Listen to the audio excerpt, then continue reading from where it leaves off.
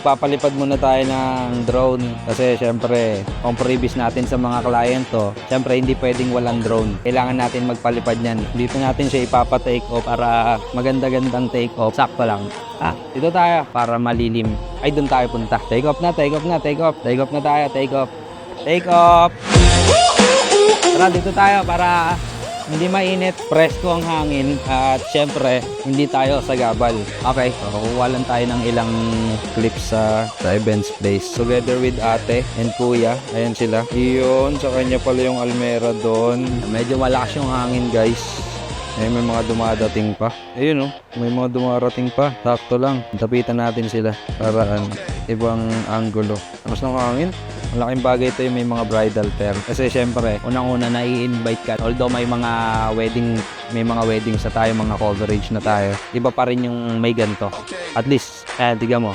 May mga kasama kayong ibang supplier, may kasama tayo iba dyan tulad yung photo booth, may mga sounds and lights, kung ano-ano, pika-pika, lahat ng nasa events, no? Lahat ng suppliers ng events nandiyan dyan sa loob niyan. So, pwede mo silang makilala, hindi lang dito sa nag-invite sa atin, no? Pwede ka nilang kontakin, halimbawa, may nag-avail sa kanila ng gantong package, tapos ang kailangan nila is kagaya ng service mo. So, pwede ka nilang kontakin, bigayan lang kayo ng flyers. Kuha ka ng flyers nila, bigyan mo sila ng flyers mo, tsaka calling card, contact. Ayun, doon naman nagsisimula yung yung marketing nun Lalawak na yung mo nun, yung market mo nun. Laking tulong nito yung mga ganito, yung mga food tasting tsaka mga bridal pair. Sa ngayon wala pang nagbubook, puro kuha lang ng flyers, bigay ng calling card, lista ng pangalan, puro ganun pa lang. Pero syempre kailangan sacrifice diba? Kailangan mo mag-sacrifice. Yan, kuha muna tayo ng medyo from low angle. Ganun. Nag-gets yung punto ko. O, diba? Mga ganun palipad lang, safe na yan. Siyempre, pag magpapalipad ka ng drone, lahat ng movement na gawin mo na sa isang record lang. Bawa, pinaangat mo siya. Galing siya sa baba, pinaangat mo. Yung mga shots ng paangat, kunin mo na. Diba? Ang gusto mo pagtaas niya, pag nakaangat na yung drone, ang gusto mo, may shot na galing sa malayo, palapit. Diba? Kunin mo na yung palayo. Diba? Kasi palayo din Ngayon, tsaka mo i-record ulit yung papunta. So, okay na tayo sa aerial, liligpit na tayo ng aerial at babalik na tayo na sa loob. Baka mamaya may mga nag-i-inquire na. Salamat sa soiree at syempre, this is Spencer Torres from BT Photo Films. Let's go!